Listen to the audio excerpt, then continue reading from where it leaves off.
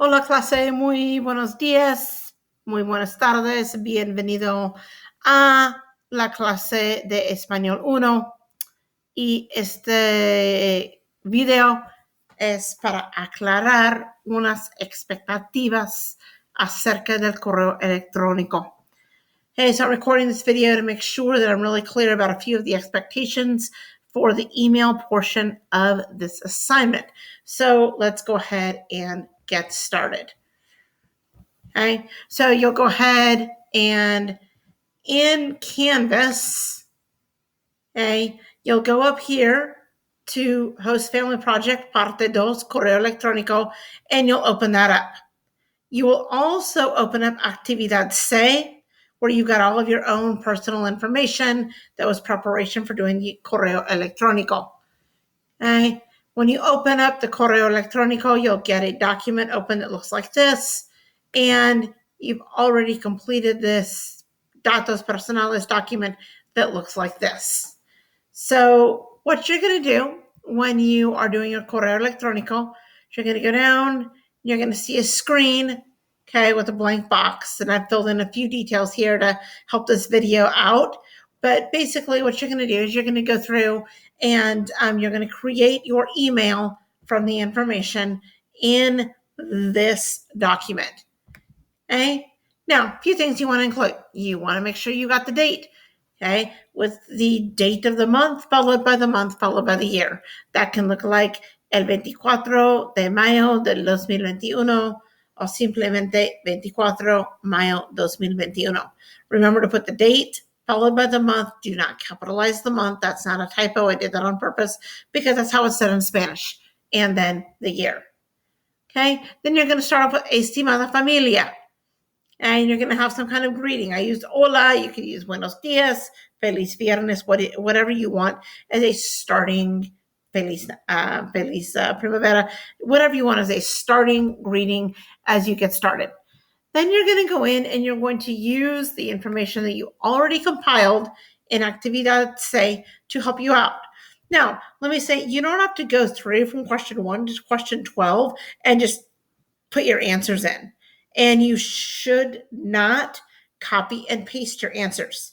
That will look very memorized, robotic. It won't sound like an email. That's not what you should be doing here. You should use this information to write an email.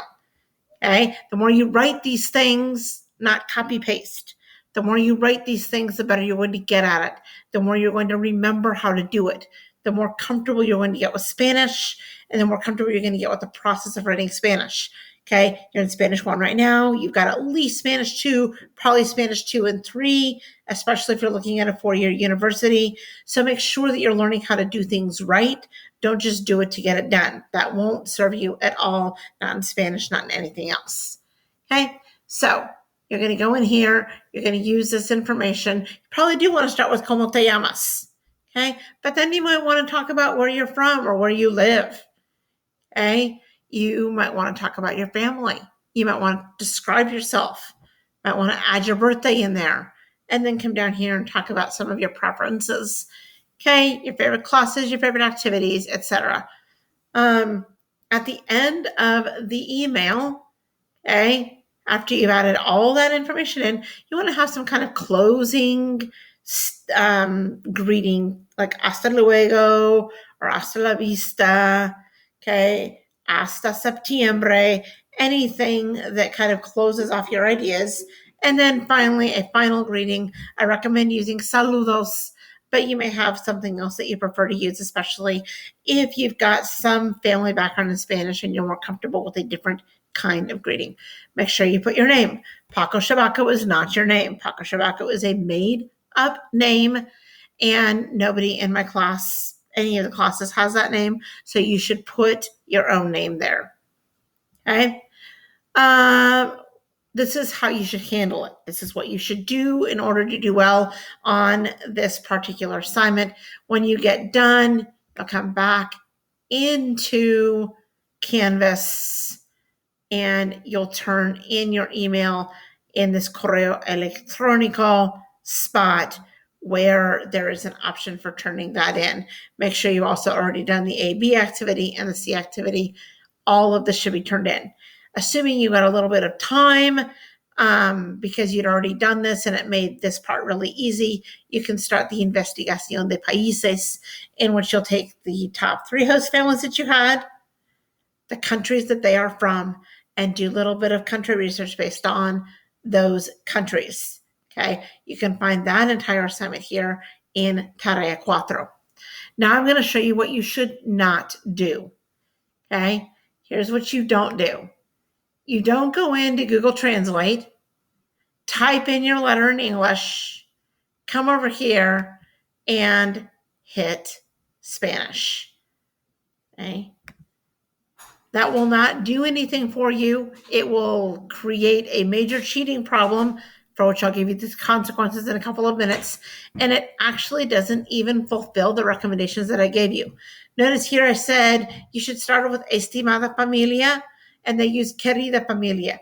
Querida is a much more endearing term. It's not a term that you would use with a family that you've never actually met before, as is the situation with a prospective host family. Okay. Most of this vocabulary is okay, but notice here at the bottom says cheers. I told you it was saludos. They wrote salud. Salud actually means health. It's what you say after somebody sneezes. That's not what you want to have. Don't use Google Translate. It creates a lot of problems. And in addition to creating a lot of problems for you, I will call your parents and I will email your parents and the counselor and let them know that unfortunately you chose to use a Google Translate or any other translation function, and that you will be receiving a 50% on this assignment with no option to work it, to redo it. Please, please, please do your own work.